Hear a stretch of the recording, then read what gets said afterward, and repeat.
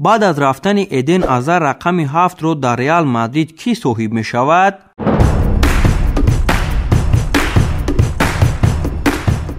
اومدن ایدن آزار به صف باشگاه شاهانه ریال مادرید زیاده از 3 سال رو در بر میگیرد. فوتبالباز بلژیکی چون ستاره اساسی عوض کننده کریستیانو رونالدو به دست آمد، اما عین حال هیچ دلیل بر نفع ایدن وجود ندارد تا او را در باشگاه نگاه دارند. ایدن آزار شاید در روزانه خرید و فروش تابستانه باشگاه شاهانه را ترک کند. در صورت رفتن آزار رقم آوازدار 7 نصیب کدام فوتبالباز می شده باشد؟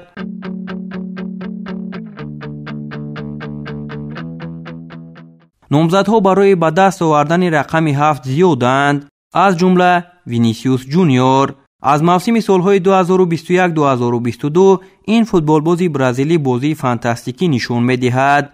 در آوازدهی برای به دست آوردن توپ طلایی حتی او به زینه 8 برآمد. عین حال وینیسیوس تحت رقم 20 بازی می‌کند و از روی گفته خودش این رقم برایش برار می‌آورد، اما در آینده او شاید در باشگاه شاهانه با رقم 7 بازی کند.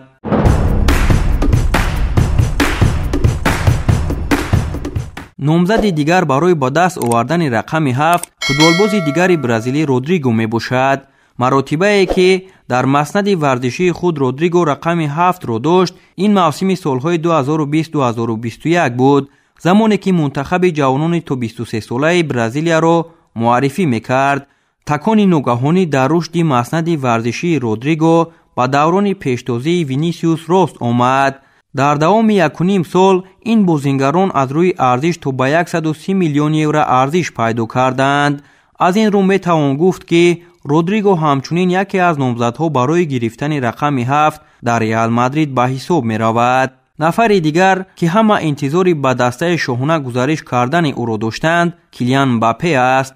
او فعلا رقم 7 را در صف باشگاه پاریس سن ژرمن صاحب است. اگر رفته و فوتبالباز فرانسوی بر ریال مادرید گزارش نماید این رقم به او زیب می‌دهد. نفر دیگری که نام میبریم فدریکو ولورده، با این رقم او نیز ارزنده است. فوتبالباز اوروگوئه علاقه خود را تحت رقم 7 در باشگاه شهر مادرید امتحان کرده است. او در موسم سالهای 2016-2017 زمانی که در لیگ جوانان اویفا برآمد میکرد با این رقم بازی کرده بود. با در نظر داشت آنکه فدریکو عین حال نقش هجوم کننده را دارد این رقم برایش مطابق است.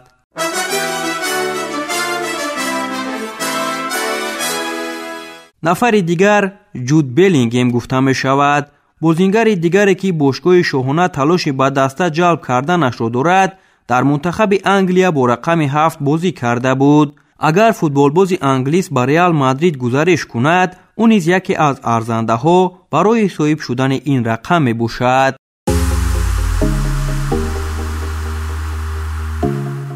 و نهایتاً اندریک، فوتبالباز دیگری برزیلی که به دسته سال 2024 می پیوندد یکی از کمیران فوتبالباز دستان کریستیانو رونالدو به حساب می رود.